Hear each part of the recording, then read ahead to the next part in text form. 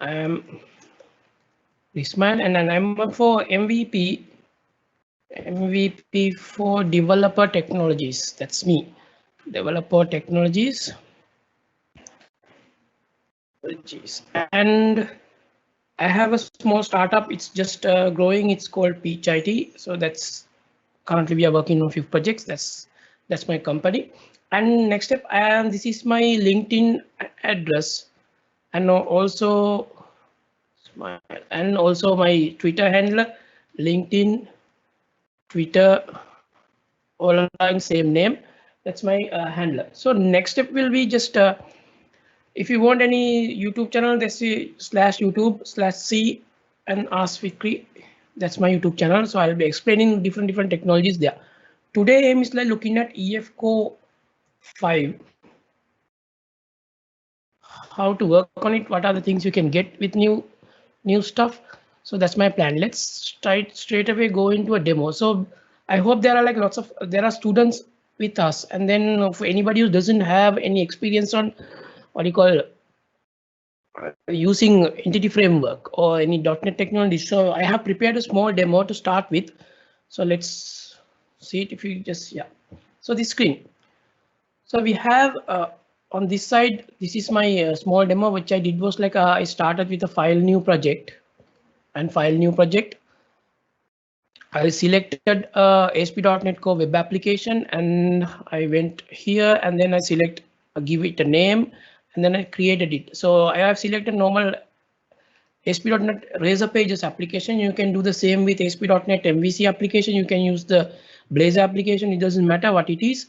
So and next step will be just I'm using, if you look at here, I'm using .NET 5. So .NET 5 will be the main thing we are going to use. It's the latest one. If you want, you can just grab it here. I'll just open my browser and show it to you. Just go here let's say .NET, .NET. You can just go to this location and you will find .NET. If you want to get started, it's available for Windows, Linux, Mac OS, and straight away you can start it with the latest technology. If you need an editor, you can just go back to visualstudio.com, visualstudio.com. You can download this editor. Oops, I think visualstudio.com. Yes, that's the one, visualstudio.com, and you have like 3 different choices. For Windows, you have the Community Edition. For Mac OS or Linux or Windows, you have the Visual Studio Code. For Visual Studio for Mac, you will have this Mac version. So the Community Edition is more than enough for you to test, work, even develop any sort of application. So no problem, you can download to Windows platform or Mac platform. If you are working on Linux, Ubuntu, any Debian, any format or any sort of flavor of Linux, you can just get it the Visual Studio Code. No problem at all. You can do the same.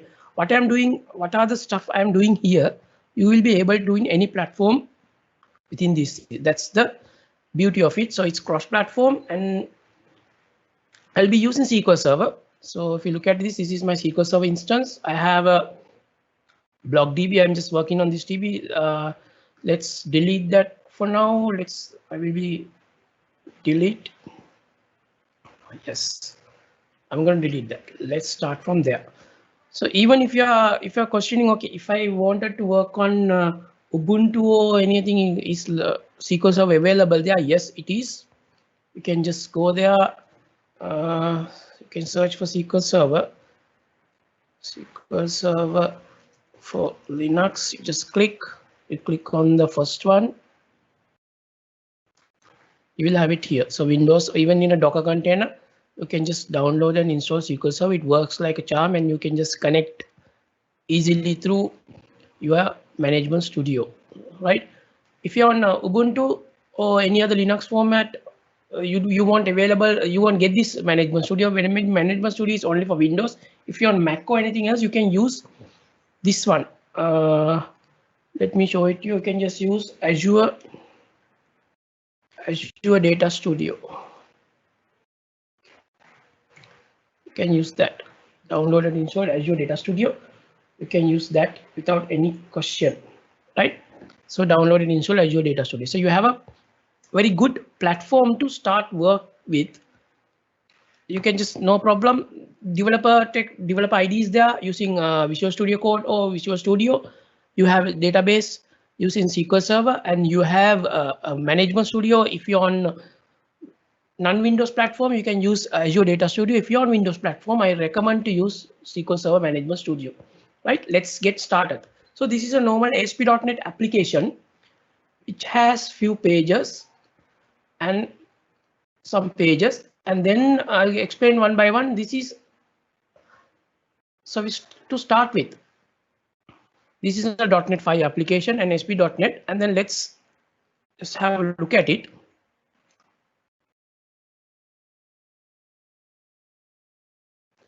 So it's booting up. Yes. I'm using Crystal right now. You can use IISx because I use Crystal because if anybody is working with any other platform like non-Windows platform, it should look the same. That's why I have this this blog. If you click, you have like some blogs created here. So it's coming from my database, SQL Server database. I'll show it to you. So let's close this one and this one. Yeah. So if you look at here, I'll just deleted the database. I refresh it. You will see again the blog div is created with two tables, a comment and a post. And if you look at this one, new table, select rows. You will see the rows created here. And plus, if you just click on the comments, select, and you have some comments as well. So that's the first idea. Let's delete this database, and I will explain one by one how it created, how it worked within the EF core, right? This is where you start. First thing, what you have to do is like you just get these packages. The first package will be this one. You start with this line 9. If you look at this one, it says Microsoft Entity Framework Core. You start it from like tools. If you're on any other platform, you can use the command line tool. Let's open the command line tool. I'll just show it to you. I'll get back my, how do I get it? Open in terminal. So this is one of the terminal you have, a developer PowerShell here, you will get it there. See, I'm there. So if you just look at so let's say pwd, I'm here. You can use this terminal. I just prefer, I'll just copy this path and I'll go to my Windows terminal, which is nice and which is flashy. I'm gonna go back here and cd, oops, not this one, where is my path?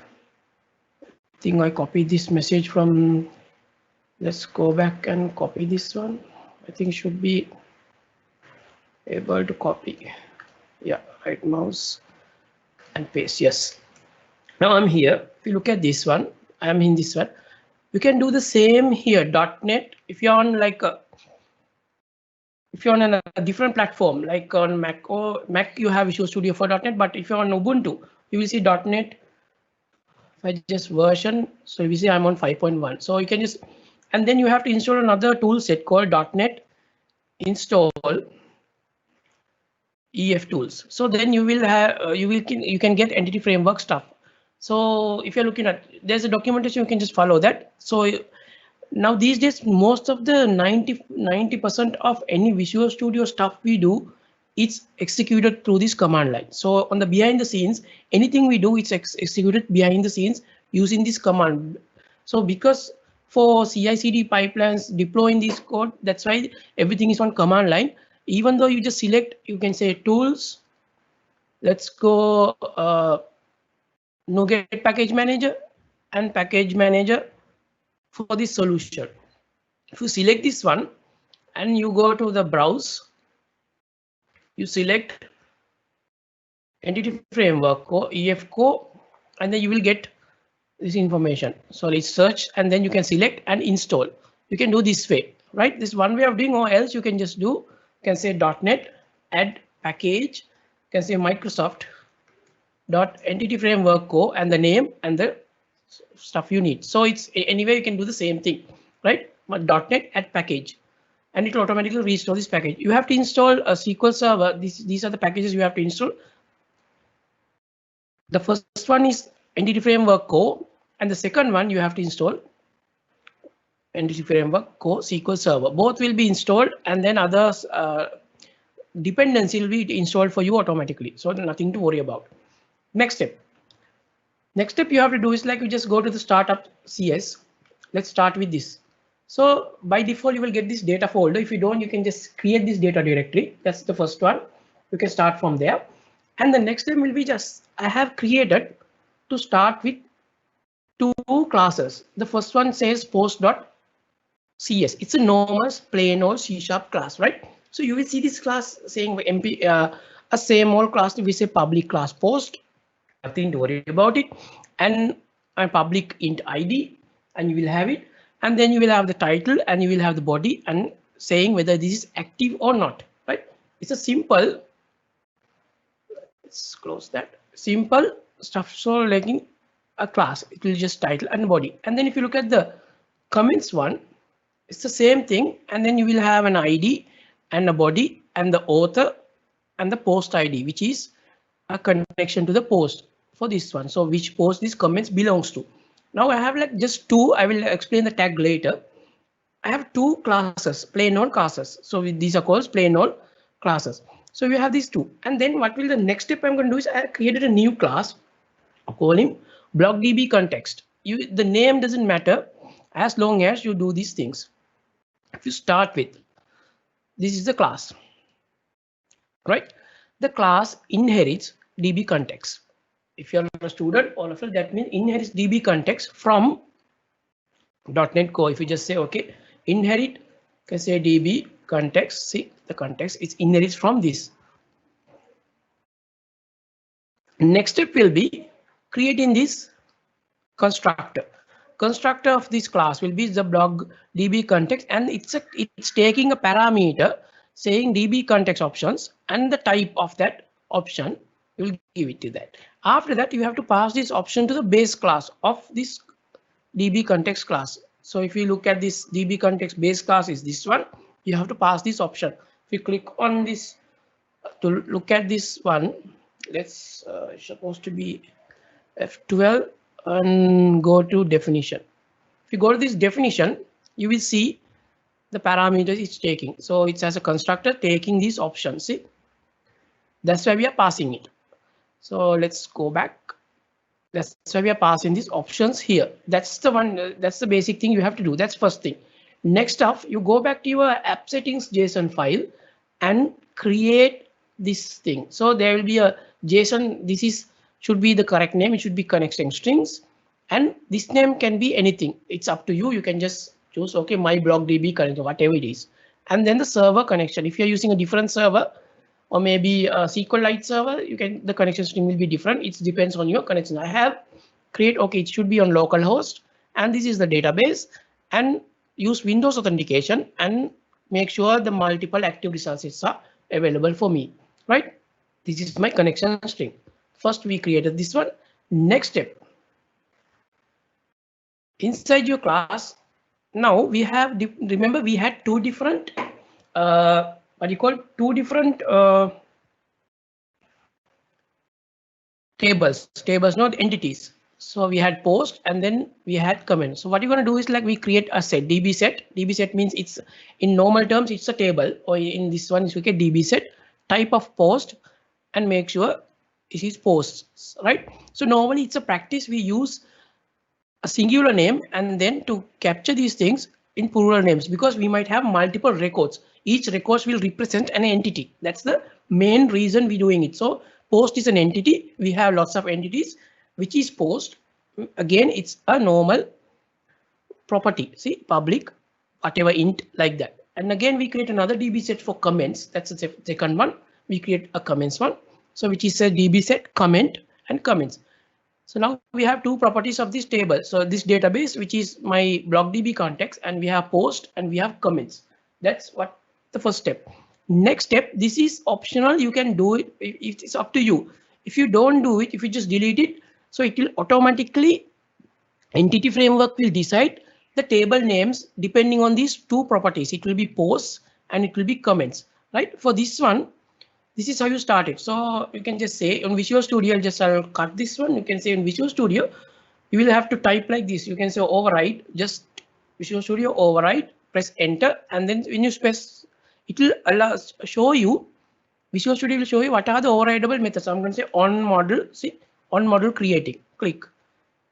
And when you press enter, oh, sorry, on model creating, override space on model creating, and then automatically it will fill it for you. So model binder will be your parameter saying, okay, model binder dot entity, what entity? This is my post entity, and dot, and it should be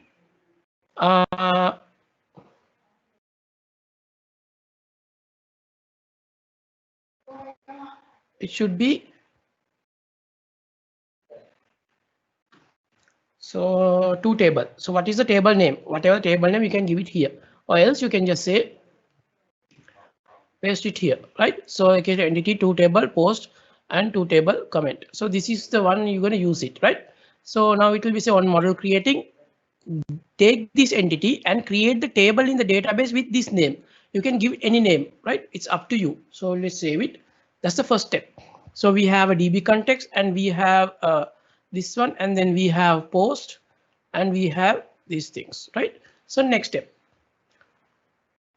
will be the startup CS. You double click on startup CS, you go back to your thing, and then you need these things. So first thing you have to say, okay, I'm using Entity Framework Core.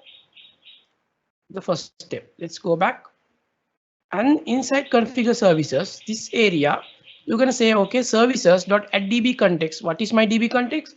This block DB context, and options will be used to SQL Server. Use SQL Server. If you have any other frame, any other thing, okay, maybe MySQL or maybe SQLite, it will be just use SQLite, right? It's up to you.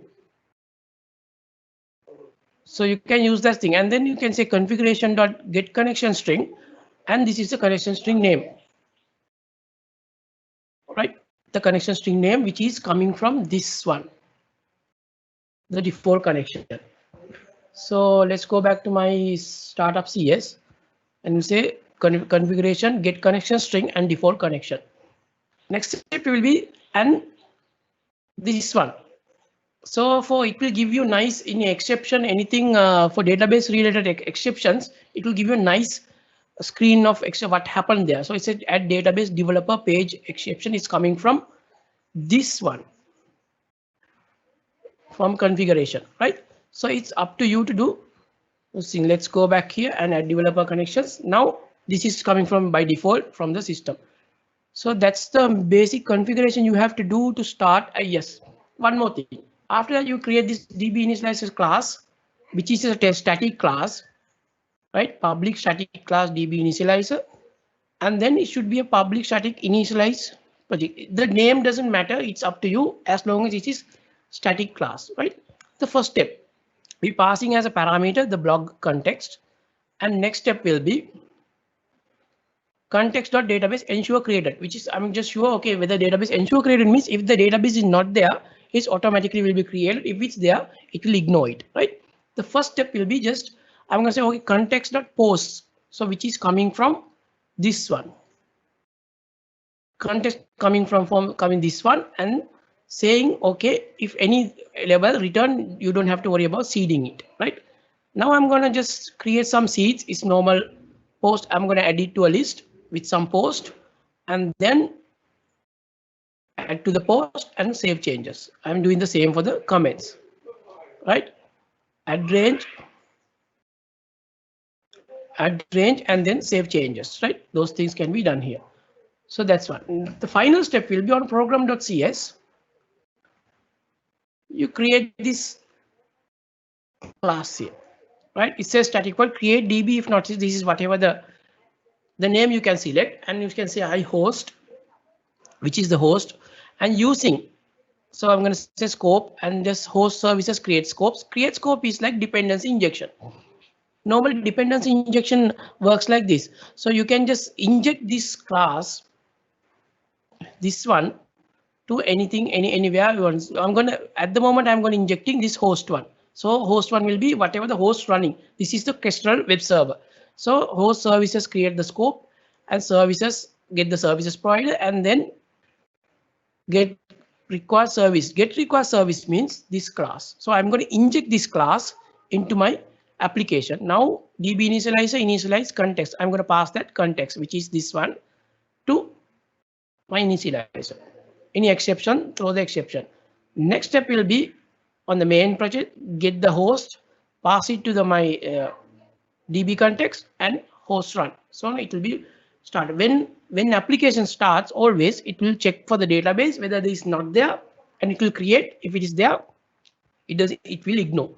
So let's go back to my database. Let's see, it's nothing there. There's no database because it's a name in the connection string. I have given the name as blockdb. It should be created in the blockdb here. Let's execute this project. Execute.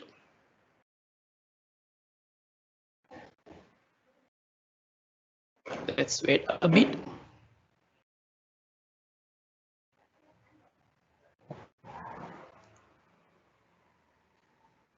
Let's wait for a few seconds. Excellent. Now we have, I have created this link as blog link. You just click and then you have all the information here. Let's see the blog screen, how it works, right? It's will surprise. So let's, yeah, now look at the database. You will have refresh, you will have the DB, and you have two different tables, which is the comment table and the post. Again, we'll see the keys, the primary key is created for you and the table columns. And then if you look at the post, again, you have the columns, your keys, and there should be some constraint. No. Okay. So now everything is created for you, right? Even the data is populated using the seed method. Let's get back to my pages, and I have created a page, right? I click the right mouse button, add, trace a page. This is how you do that. So I have created a page. This is the blog CHTML, which is picking up the blog model as a model and then looping through. For each, it's looping through. This is Razor syntax. It's looping through each column and displaying it. It's a simple one. So this is normal entity framework, how you get started. So if you get familiar with, I think you have a little bit of an idea of how to get started on entity framework. Next step will be just showing off some new features coming from EFCO. Let's go back to my blog CHTML and expand it to my CS class. If you look at it here, you will see await. It's a asynchronous task, which is picking up everything from my post. So it says post await. So I'm gonna remark this line and just I get this stuff out. So I'll just do like this. So I'm gonna say I create a new variable called query. So I'm gonna start like this. No await, it should be from context. Context is injected from here. See, it's a constructor injection. So it's inject to this part, and then you will have the context here, the database context. And I'm going to say context dot. So my post, I need my post, and where I need where it means, so to find this information. So make sure the status, this is a arrow function, status dot active. This is coming from my table, which is all active stuff, true. Right, again, I'll just make sure this is a nice one like that. Okay, now take the first 20 records. Right, this will create a query for you.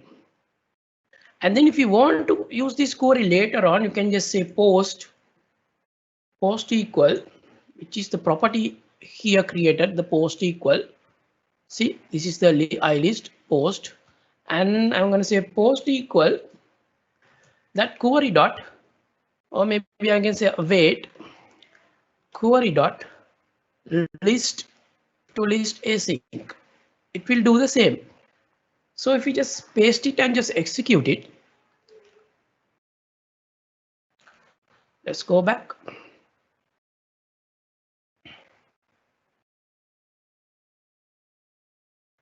Right, if you click the blog, so it's the same, right? Now this is the fun part. I'm going to show you. I'll just put a debug point here on the debug. Yes, I have a debug point here. Let's execute back.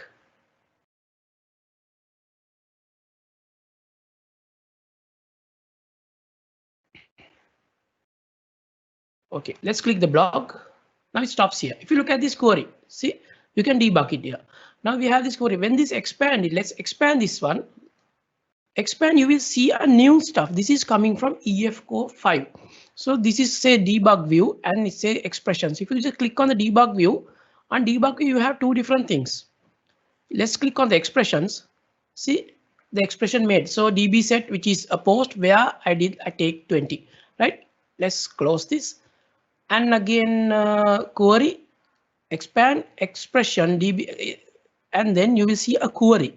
Let's click on that one. See, now you will see actual query running behind the scene. So make sure, as a best practice, always do like this, because don't ever use list async and then dot, because when you type list async, it means it's on your side. So this query will pick up everything. Currently it will be picking up 20 records, and it will, if you use toList or whatever toList async or normal toList method, it will start picking up records. And then if you put something like dot where, that means it will be after you get in the 20 records, it will work. At the moment, now look at the stuff it's creating. It says declare. The best part of this, like you just copy this thing, copy, and go back to your management studio. Just right mouse click on the DB new query. You paste that query and execute it. See, it works fine. So that's the beauty of it. You can just test your queries like this. That's one way of doing it. Get in this query. Let's close it. Now it works fine. That's one way of doing it.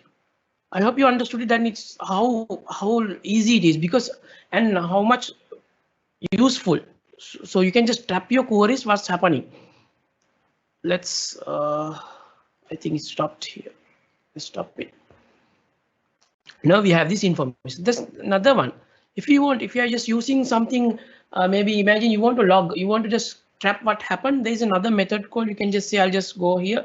I'll say var query string, or maybe SQL string, saying query dot, the new one got to query string.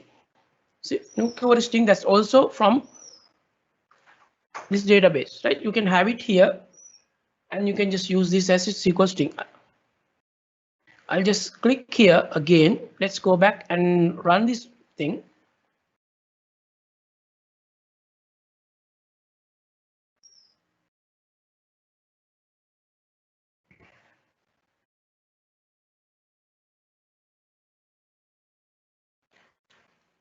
Let's click on blog again.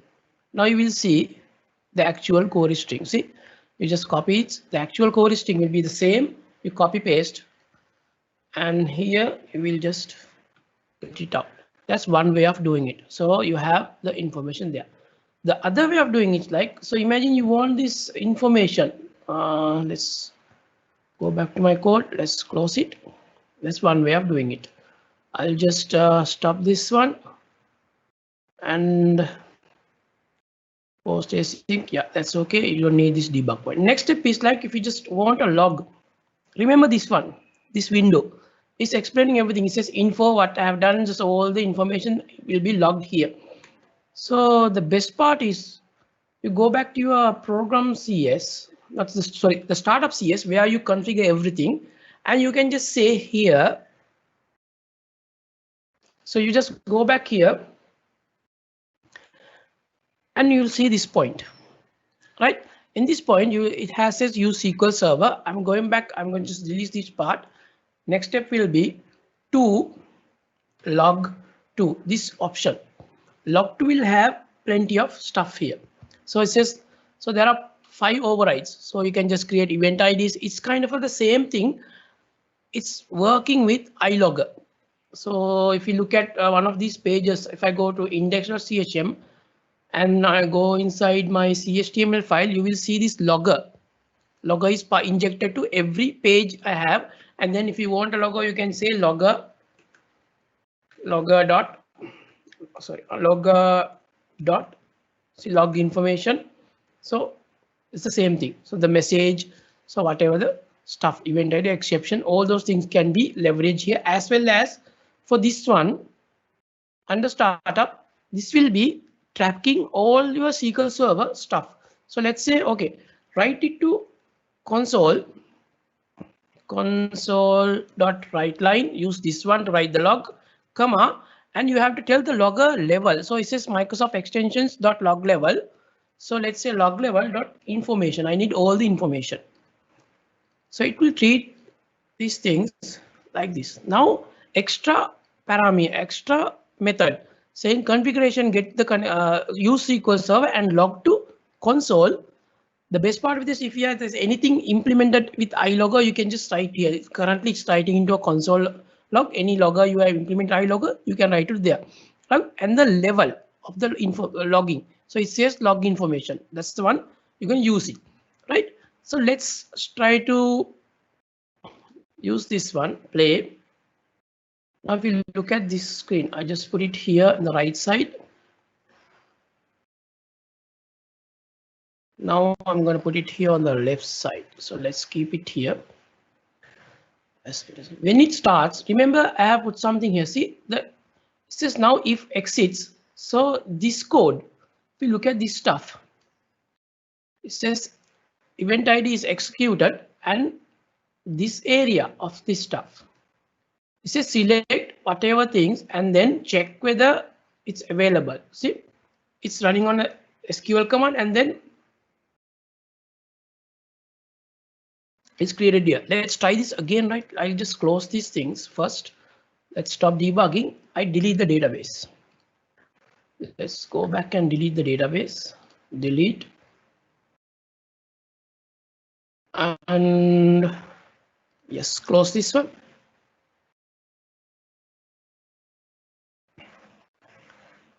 Let's start back my application.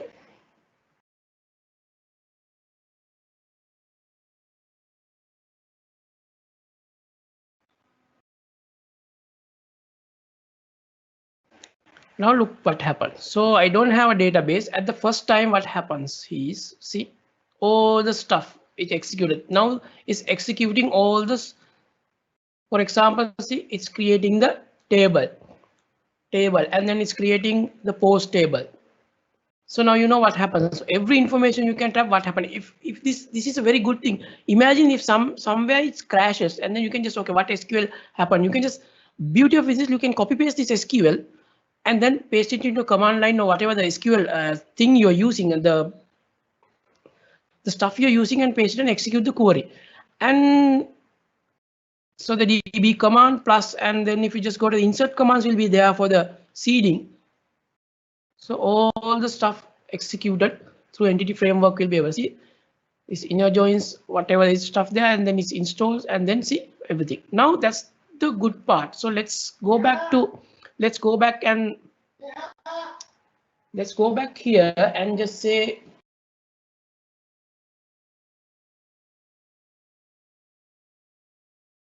let's go back here and just stop this one, stop.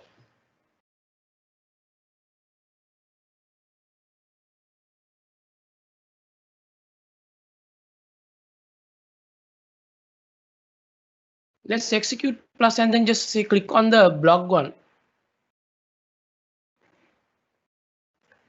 So it's running. What happened here?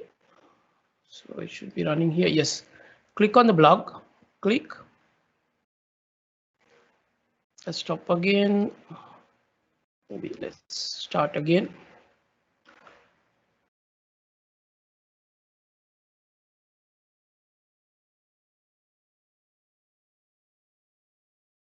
Okay, where's my browser? Is it?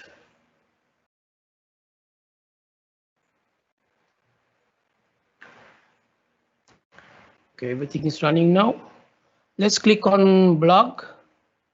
It's listed here. Let's go back to my the terminal, this terminal, and you will see the last execution, the parameter executed, right? So everything can be logged here. It's up to you to using what for debugging. It's very good. Next feature I'm going to show is like many-to-many relationships. Like previously, what we had just many-to-many relationships on entity framework. We have to like normally if you do a many-to-many, imagine we're going to create a table. We have let's refresh this one. We have a blog DB and then we have a post, and post has tags, right? And again, tags will have plenty of posts, like it's many to many. Post has tags and tags has post.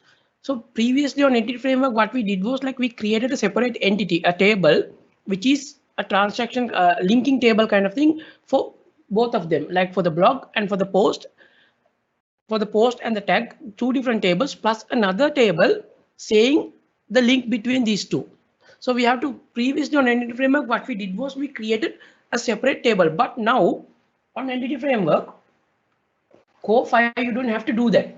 You can easily saying like this. Let's say, let's start with this one. I'm going to create a new, this is my tag table, right? Tag table will say, okay, I have a tag table, which is ID and which is a text, a thing. Now what I'm going to do is I'm going to create another one saying public and I collection type of post. It might have lots of posts. That's one way of connecting it. Get and set, right? This is one step. Next step will be go to the post and I'm going to say I have public I collection. I have tags, tags, get set. Those two of them. Right now, tags have post and post has tags. So it's a many to many thing. So previously what we did was like we created another entity in between saying maybe post tag or whatever. Right now, if you give like this and then you go back to DB initializer, what I'm going to do is like I'm gonna get this one. Okay, so I'm gonna go to my DB context and add another for my tags, public DB set tag. I'm going to say tags get set, and also I'm going to say model builder dot entity tag to table. Make sure it's tag. This is not a must, but it's good. I don't know. It's up to you. It's preference. Right now I have linked. Okay, I have a table, and please use this name. That's the one I need. Now DB initializer, I'm going to populate these things with few tags here. So then tags, list of tags, tag 1, tag 2, tag 3, right? So now I'm going to stop this one here and enable this part, which is populating some tags. See, post, add, post, and then make sure tags. Every post has these 3 tags. See, tags, and then body is the same. And yeah, that's it. Let's try and execute this one. Let's look at the table database. I delete it because we have code, so it's checking for existing whether it's. Let's delete the table database. Let's execute this project again. Let's see what's happening.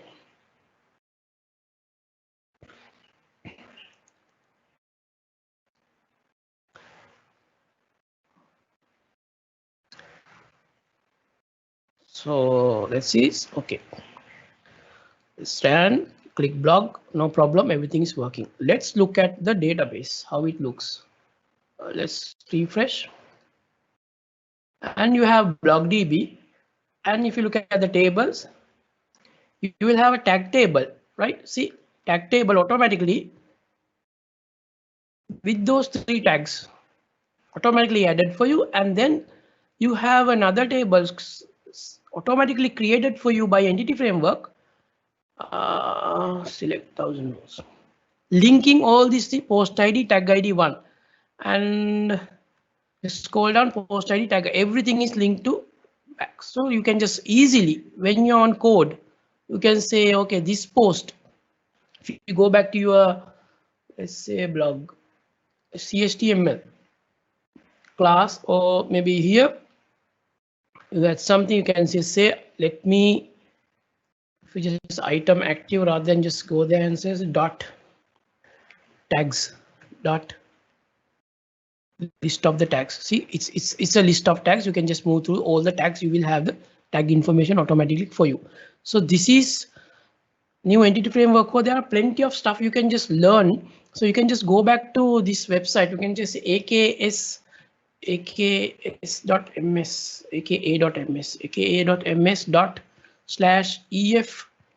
code docs.